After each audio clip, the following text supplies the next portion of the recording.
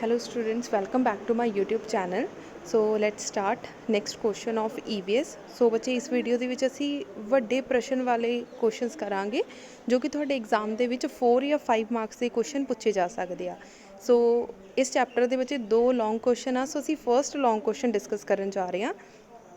Down ਦੇ ਸਮੱਸਿਆ ਧਿਆਨ ਚੱਕਰ ਦੇ 5 ਪੜਾਵਾਂ ਬਾਰੇ ਚਰਚਾ ਕਰੋ। ਠੀਕ ਹੈ, ਇਸ਼ੂ ਅਟੈਂਸ਼ਨ ਸਾਈਕਲ ਹੁੰਦਾ ਬੱਚੇ। ਇਸ਼ੂ ਅਟੈਂਸ਼ਨ ਸਾਈਕਲ ਕਿੱਥੋਂ ਸ਼ੁਰੂ ਹੁੰਦਾ ਤੇ ਕਿੱਥੇ ਖਤਮ ਹੁੰਦਾ ਆ, ਅਸੀਂ ਸਟੈਪ ਬਾਏ ਸਟੈਪ ਪੜ੍ਹਦੇ ਹਾਂ। ਸੋ ਪਹਿਲਾ ਪੜਾਅ ਦੇਖੋ। ਹੁਣ ਮੰਨ ਲਓ ਤੁਸੀਂ ਆਪਣੇ ਆਪ 'ਤੇ ਜਾਂ ਆਪਣੀ ਫੈਮਿਲੀ 'ਤੇ ਲੈ ਕੇ ਇਹਨੂੰ ਚੰਗੀ ਤਰੀਕੇ ਨਾਲ ਸਮਝੋਗੇ ਤਾਂ ਤੁਹਾਨੂੰ ਬਹੁਤ ਕਲੀਅਰਲੀ ਸਮਝ ਲੱਗੂਗਾ। ਹੁਣ ਮੰਨ ਲਓ ਤੁਸੀਂ ਆਪਣੇ ਆਪ ਨੂੰ ਹੀ ਮੰਨੋ, ਪਹਿਲਾ ਉਹ ਪੜਾਅ ਆ ਜਿਹਦੇ ਵਿੱਚ ਤੁਹਾਨੂੰ ਸਮੱਸਿਆ ਦਾ ਹੀ ਨਹੀਂ ਪਤਾ ਕਿ ਸਾਡੇ ਇਨਵਾਇਰਮੈਂਟ ਦੇ ਵਿੱਚ ਕਿਹੜੀਆਂ ਸਮੱਸਿਆ ਆ ਤਾਂ ਅਸੀਂ ਕਿੱਦਾਂ ਦੂਰ ਕਰਾਂਗੇ। ਮੰਨ ਲਓ ਮੈਂ ਤੁਹਾਨੂੰ ਕਹਿੰਦੀ ਹਾਂ ਵੀ ਇਨਵਾਇਰਮੈਂਟ ਦੇ ਵਿੱਚ ਬਹੁਤ ਸਾਰੀਆਂ ਸਮੱਸਿਆ ਜਿਹਨਾਂ ਨੂੰ ਤੁਸੀਂ ਦੂਰ ਕਰਨਾ, ਦੂਰ ਤਾਂ ਤੁਸੀਂ ਤਾਂ ਕਰੋਗੇ ਜੇ ਤੁਹਾਨੂੰ ਉਸ ਚੀਜ਼ ਬਾਰੇ ਪਤਾ ਹੋਏਗੀ, ਨੌਲੇਜ ਹੋਏਗੀ। ਸੋ ਪਹਿਲਾ ਪੜਾਅ ਕੀ ਆ, ਇਸ ਵਿੱਚ ਲੋਕਾਂ ਵਿੱਚ ਵਾਤਾਵਰਨ ਦੀਆਂ ਸਮੱਸਿਆਵਾਂ ਲਈ ਜਾਗਰੂਕਤਾ ਨਹੀਂ ਹੁੰਦੀ। ਮਤਲਬ ਉਹਨਾਂ ਨੂੰ ਪਤਾ ਹੀ ਨਹੀਂ ਹੁੰਦਾ ਕਿ ਕੁਛ ਪ੍ਰੋਬਲਮਸ ਹੈ ਵੀ ਹੈ ਕਿ ਨਹੀਂ ਹੈ। ਠੀਕ ਹੈ, when people is not aware of the environmental problem. So second stage ਦੇਖੋ ਬੱਚੇ, ਦੂਸਰੀ ਸਟੇਜ ਕੀ ਆ। ਹੁਣ ਮੰਨ ਲਓ ਮੈਨੂੰ ਪ੍ਰੋਬਲਮ ਬਾਰੇ ਪਤਾ ਆ ਪਰ ਤੁਹਾਨੂੰ ਨਹੀਂ ਪਤਾ। ਇਹਦਾ ਮਤਲਬ ਮੈਂ ਤੁਹਾਡੇ ਕੋਲ ਜਾਂਦੀ ਹਾਂ, ਮੈਂ ਤੁਹਾਨੂੰ ਦੱਸਦੀ ਹਾਂ ਕਿ ਇੱਦਾਂ ਕਰਕੇ ਆਪਣੀ ਇਨਵਾਇਰਮੈਂਟ ਦੇ ਵਿੱਚ ਹਵਾ ਪੋਲਿਊਸ਼ਨ ਆ ਰਹੀ ਆ। ਠੀਕ ਹੈ, ਬਹੁਤ ਉੱਚੀ ਡੀਜ਼ੇ ਨਾ ਵਜਾਓ, ਇਹਨਾਂ ਨੋਇਸ ਪੋਲਿਊਸ਼ਨ ਹੁੰਦਾ ਆ। ਅਗਰ ਤੁਸੀਂ ਹੌਸਪੀਟਲ ਕਿਸੇ ਕਹਿ ਲਓ ਸਕੂਲ ਦੇ ਨੇੜੇ ਤੁਹਾਡਾ ਘਰ ਆ ਤਾਂ ਤੁਸੀਂ ਨੋਇਸ ਪੋਲਿਊਸ਼ਨ ਨਹੀਂ ਕਰ ਸਕਦੇ। ਇਹਨਾਂ ਬੱਚਿਆਂ ਦੀ ਪੜ੍ਹਾਈ ਖਰਾਬ ਹੁੰਦੀ ਆ। ਇਹਦੇ ਨਾਲ ਅਗਰ ਤੁਸੀਂ ਕੋਈ ਪ੍ਰੋਗਰਾਮ ਚੱਲ ਰਿਹਾ ਤਾਂ ਆਪਣਾ ਜਿਹੜਾ ਡੀਜੇ ਆ ਉਹ 10-11 ਵਜੇ ਤੱਕ ਬੰਦ ਕਰੋ, ਲੋਕਾਂ ਦੀ ਨੀਂਦ ਖਰਾਬ ਹੁੰਦੀ ਆ। ਸੋ ਇਹ ਬੱਚੇ ਸਾਰੀਆਂ ਇਨਵਾਇਰਮੈਂਟਲ ਪ੍ਰੋਬਲਮਸ ਆ। ਠੀਕ ਹੈ, ਸੋ ਸੈਕਿੰਡ ਸਟੇਜ ਦੇ ਵਿੱਚ ਕੀ ਹੁੰਦਾ, it is a stage when the attention of public is drawn towards environmental problem by different types of media. Different types of media ਕੀ ਹੋ ਸਕਦਾ, ਮੈਂ ਤੁਹਾਨੂੰ ਬੱਚੇ ਹੋ ਸਕਦਾ ਬੋਲ ਕੇ ਦੱਸਦੀ ਹੋਵਾਂ, ਹੋ ਸਕਦਾ ਤੁਹਾਡੇ ਗੁਰਦੁਆਰੇ ਪਿੰਡ ਦੇ ਵਿੱਚ ਜਿੱਦਾਂ ਗੁਰਦੁਆਰਾ ਹੁੰਦਾ ਉੱਥੋਂ ਬੋਲ ਕੇ ਦੱਸ ਦਿੱਤਾ ਜਾਂਦਾ ਕਿ 5 ਵਜੇ ਲੋਕਡਾਊਨ ਆ ਜੀ, 5 ਵਜੇ ਤੋਂ ਬਾਹਰ ਤੁਸੀਂ ਬਾਹਰ ਨਹੀਂ ਨਿਕਲ ਸਕਦੇ। ਠੀਕ ਹੈ, ਸੋ ਉੱਥੋਂ ਤੁਹਾਨੂੰ ਅਵੇਅਰ ਕੀਤਾ ਜਾਂਦਾ। ਸੋ ਅਲੱਗ-ਅਲੱਗ ਮੀਡੀਆ ਹੁੰਦੇ ਆ, ਤੁਹਾਨੂੰ ਫੋਨ ਦੇ ਥਰੂ ਕੀਤਾ ਜਾ ਸਕਦਾ ਆ, ਤੁਹਾਨੂੰ TV 'ਤੇ ਖਬਰਾਂ ਆ ਸਕਦੀਆਂ ਕਿ ਅੱਜ ਜਿਹੜਾ ਆ 10ਵੀਂ ਦਾ ਰਿਜ਼ਲਟ ਡਿਕਲੇਅਰ ਹੋ ਰਿਹਾ ਆ, ਸੋ ਅੱਜ ਲੋਕਡਾਊਨ ਹੋ ਰਿਹਾ, ਸੋ 5 ਵਜੇ ਤੋਂ ਬਾਅਦ ਤੁਸੀਂ ਨਹੀਂ ਨਿਕਲ ਸਕਦੇ। ਸੋ ਇਹ ਸਾਰੇ ਮੈਸੇਜ ਜਿਹੜੇ ਕਿਸੇ ਵੀ ਮੀਡੀਆ ਦੇ ਥਰੂ ਤੁਹਾਨੂੰ ਪਹੁੰਚਾਏ ਜਾ ਸਕਦੇ ਆ। ਸੋ ਸੈਕਿੰਡ ਸਟੇਜ ਵਿੱਚ ਸਭ ਨੂੰ ਕਲੀਅਰ ਹੋ ਗਈ, ਜਿਹਦੇ ਵਿੱਚ ਤੁਹਾਨੂੰ ਧਿਆਨ ਵਿੱਚ ਲਿਆਂਦਾ ਜਾਂਦੀ ਹੈ ਤੁਹਾਡੀ ਪ੍ਰੋਬਲਮ ਨੂੰ, ਸਮੱਸਿਆ ਜੋ ਵੀ ਆ ਉਹ ਧਿਆਨ ਵਿੱਚ ਲਿਆਂਦੀ ਜਾਂਦੀ ਆ। ਕਿਸੇ ਫਿਲਮ ਦੇ ਥਰੂ, ਕਿਸੇ ਰੀਲ ਦੇ ਥਰੂ ਜਾਂ ਕੋਈ ਨਾਟਕ ਦੇ ਥਰੂ ਤੁਹਾਨੂੰ ਦੱਸਿਆ ਜਾ ਸਕਦਾ, ਜਾਗਰੂਕ ਕੀਤਾ ਜਾ ਸਕਦਾ। ਸੋ ਤੀਸਰੀ ਸਟੇਜ ਕੀ ਆ, ਹੁਣ ਬੱਚੇ ਜਦੋਂ ਤੁਹਾਨੂੰ ਪਤਾ ਲੱਗ ਗਿਆ ਵੀ ਆਹ ਵਾਲੀ ਪ੍ਰੋਬਲਮ ਆ, ਅਸੀਂ 5 ਵਜੇ ਤੋਂ ਬਾਅਦ ਘਰ ਤੋਂ ਬਾਹਰ ਨਹੀਂ ਨਿਕਲ ਸਕਦੇ।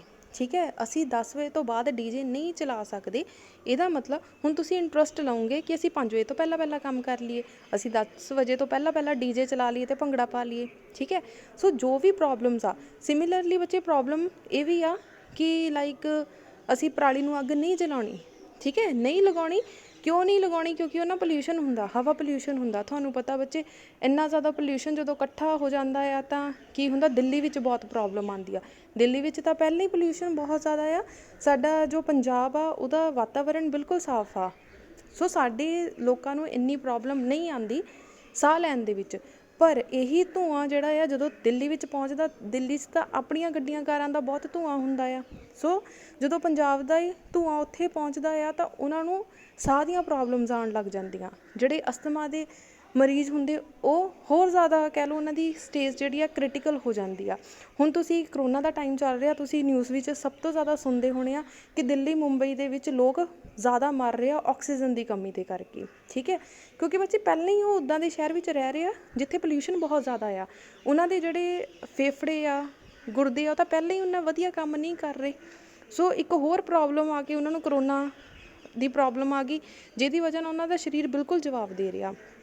ਠੀਕ ਹੈ, ਸੋ ਘੱਟੋ ਘੱਟ ਜਿਹੜੀਆਂ ਸਾਡੀਆਂ ਬੇਸਿਕ ਜ਼ਰੂਰਤਾਂ ਆ, ਜੋ ਸਾਡੀ ਬੇਸਿਕ ਕਹਿ ਲਓ ਡਿਊਟੀਜ਼ ਆ, ਸਾਨੂੰ ਉਹ ਨਿਭਾਉਣੀਆਂ ਚਾਹੀਦੀਆਂ। ਸੋ ਥਰਡ ਸਟੇਜ ਕੀ ਆ, ਜਿਹਦੇ ਵਿੱਚ ਲੋਕ ਇੰਟਰਸਟ ਲੈਣ ਲੱਗ ਜਾਂਦੇ ਆ ਵੀ ਹਾਂ ਅਸੀਂ ਇੱਦਾਂ ਨਹੀਂ ਕਰਾਂਗੇ। At this stage people show interest in the improvement and realise the cost of involved in the process of development. So ਉਹਨਾਂ ਨੂੰ ਰਿਅਲਾਈਜ਼ ਹੁੰਦਾ ਆ ਵੀ ਹਾਂ ਸਾਨੂੰ ਇੱਦਾਂ ਨਹੀਂ ਕਰਨਾ ਚਾਹੀਦਾ, ਤਾਂ ਉਹ ਇੰਟਰਸਟ ਲੈਂਦੇ ਆ।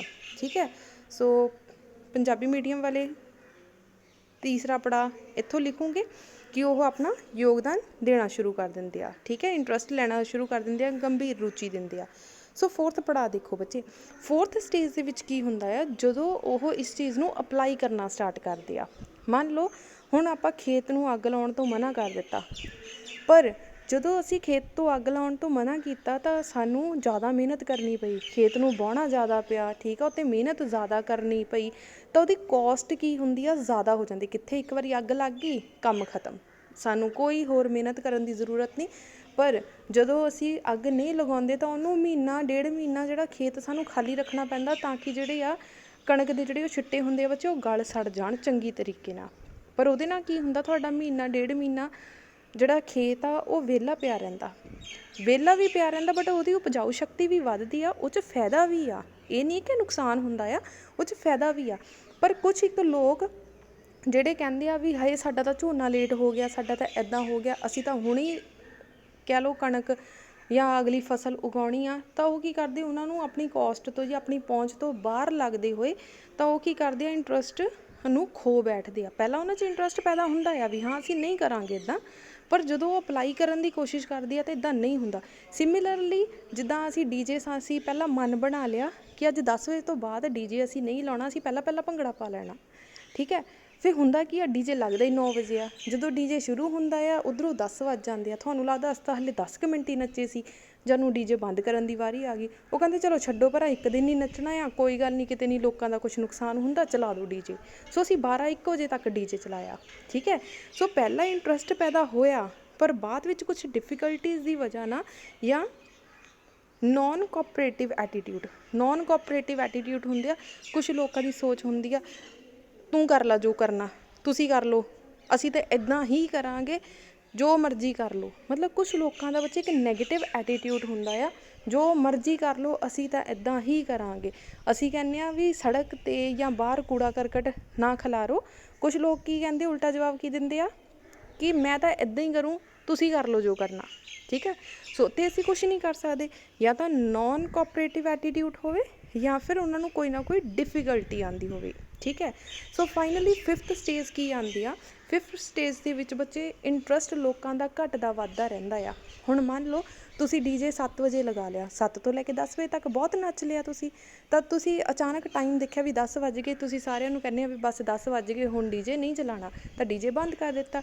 ਇਹਦਾ ਮਤਲਬ ਇੱਕ ਕੰਡੀਸ਼ਨ ਉਦੋਂ ਆਈ ਕਿ ਤੁਸੀਂ ਘੰਟਾ ਕੁ ਨੱਚੇ, ਪਰ ਤੁਹਾਡਾ ਨੱਚਣ ਨੂੰ ਹੋਰ ਦਿਲ ਕਰਦਾ ਸੀ, ਤੁਹਾਡਾ ਇੰਟਰਸਟ ਸੀ ਨੱਚਣ 'ਚ, ਤਾਂ ਤੁਸੀਂ ਹੋਰ ਡੀਜੇ ਚਲਾ ਲਿਆ। ਇੱਕ ਸੀ ਕਿ ਤੁਸੀਂ ਸਮੇਂ ਤੋਂ ਪਹਿਲਾਂ ਹੀ ਸਟਾਰਟ ਕਰ ਲਿਆ, ਤਾਂ ਕਹਿ ਲਓ ਤੁਹਾਡਾ ਪੂਰਾ ਮਨ ਦਾ ਜੋ ਸੀ ਉਹ ਤੁਸੀਂ ਕਰ ਲਿਆ, ਠੀਕ ਹੈ। ਸੋ ਇਹਦਾ ਮਤਲਬ 10 ਵਜੇ ਤੁਸੀਂ ਡੀਜੇ ਬੰਦ ਕਰ ਦਿੱਤਾ। ਇਹਦਾ ਮਤਲਬ ਇੰਟਰਸਟ ਘੱਟ ਜਾਂ ਵੱਧ ਸਕਦਾ ਆ, ਇਨਕਰੀਜ਼ ਜਾਂ ਡਿਕਰੀਜ਼ ਹੋ ਸਕਦਾ ਆ। ਸੋ ਇਹ ਚੀਜ਼ਾਂ 'ਤੇ ਵੀ ਡਿਪੈਂਡ ਕਰਦਾ। ਸੋ 5ਵਾਂ ਪੜਾਅ ਪੰਜਾਬੀ ਵਾਲੇ ਦੇਖ ਲਓ ਕਿ ਜਨਤਾ ਦੀ ਰੁਚੀ ਸਮੇਂ-ਸਮੇਂ 'ਤੇ ਬਦਲਦੀ ਰਹਿੰਦੀ ਆ, ਕਦੇ ਘੱਟ ਜਾਂਦੀ ਹੈ ਅਤੇ ਕਦੇ ਵੱਧ ਜਾਂਦੀ ਹੈ, ਠੀਕ ਹੈ ਬੱਚੇ। ਸੋ ਇਹ 5 ਪੜਾਅ ਆ, ਇਹਨਾਂ ਨੂੰ ਧਿਆਨ ਨਾਲ ਸਮਝਣਾ ਆ ਅਤੇ ਧਿਆਨ ਦੇ ਨਾਲ ਲਿਖਣਾ ਆ। ਤੁਸੀਂ ਆਪਣੀ ਲੈਂਗੁਏਜ ਦੇ ਵਿੱਚ ਵੀ ਲਿਖ ਸਕਦੇ ਆ। ਇੰਗਲਿਸ਼ ਔਰ ਪੰਜਾਬੀ ਮੀਡੀਅਮ ਵਾਲੇ ਬੱਚੇ ਧਿਆਨ ਦਿਓ, ਇੰਗਲਿਸ਼ ਮੀਡੀਅਮ ਵਾਲੇ ਸਿਰਫ ਔਰ ਸਿਰਫ ਇੰਗਲਿਸ਼ 'ਚ ਲਿਖ ਸਕਦੇ ਆ। ਪੰਜਾਬੀ ਮੀਡੀਅਮ ਵਾਲੇ ਬੱਚੇ ਜਿਹੜੇ ਹੈਡਿੰਗਸ ਆ ਜਾਂ ਕੁਛ ਵਰਡਸ ਆ ਉਹ ਇੰਗਲਿਸ਼ ਵਿੱਚ ਲਿਖ ਸਕਦੇ, ਬਾਕੀ ਤੁਸੀਂ ਪੰਜਾਬੀ ਵਿੱਚ ਲਿਖੋਗੇ। ਸੋ ਆਪਾਂ ਇੱਕ ਵਾਰੀ ਦੁਬਾਰਾ ਰੀਕਾਲ ਕਰਦੇ ਹਾਂ। ਫਸਟ ਪੜਾਅ ਦੇ ਵਿੱਚ ਕੀ ਸੀ, ਜਦੋਂ ਤੁਹਾਨੂੰ ਕਿਸੇ ਪ੍ਰੋਬਲਮ ਬਾਰੇ ਪਤਾ ਹੀ ਨਹੀਂ ਸੀ। ਸੈਕਿੰਡ ਸਟੇਟ ਕੀ ਸੀ, ਜਿਹਦੇ ਵਿੱਚ ਤੁਹਾਨੂੰ ਪ੍ਰੋਬਲਮ ਦੇ ਬਾਰੇ ਪਤਾ ਲੱਗ ਗਿਆ। ਥਰਡ ਵਿੱਚ ਕੀ ਹੋ ਗਿਆ, ਜਿੱਦਾਂ ਹੀ ਤੁਹਾਨੂੰ ਪ੍ਰੋਬਲਮ ਦਾ ਪਤਾ ਲੱਗਿਆ ਤਾਂ ਤੁਹਾਨੂੰ ਇੰਟਰਸਟ ਪੈਦਾ ਹੋ ਗਿਆ। ਚੌਥਾ ਸਟੇਜ ਕੀ ਸੀ, ਇੰਟਰਸਟ ਤਾਂ ਪੈਦਾ ਹੋ ਗਿਆ, ਬਟ ਜਦੋਂ ਤੁਸੀਂ ਅਪਲਾਈ ਕਰਨ ਦੀ ਕੋਸ਼ਿਸ਼ ਕੀਤੀ ਤਾਂ ਤੁਹਾਨੂੰ ਬਹੁਤ ਸਾਰੀਆਂ ਡਿਫੀਕਲਟੀਜ਼ ਆਈਆਂ, ਠੀਕ ਹੈ। ਸੋ ਡਿਫੀਕਲਟੀਜ਼ ਦੀ ਵਜ੍ਹਾ ਨਾਲ ਤੁਸੀਂ ਉਹਨੂੰ ਅਪਲਾਈ ਨਹੀਂ ਕਰ ਪਾਏ, ਜਾਂ ਫਿਰ ਨੋਨ ਕੋਆਪਰੇਟਿਵ ਬਿਹੇਵੀਅਰ, ਜਾਂ ਜਿਹੜੇ ਬੰਦੇ ਕਹਿੰਦੇ ਆ ਵੀ ਹਾਂ ਅਸੀਂ ਇੱਦਾਂ ਹੀ ਕਰਾਂਗੇ, ਉਹਨਾਂ ਦੀ ਵਜ੍ਹਾ ਨਾਲ ਪ੍ਰੋਬਲਮ ਆ ਗਈ।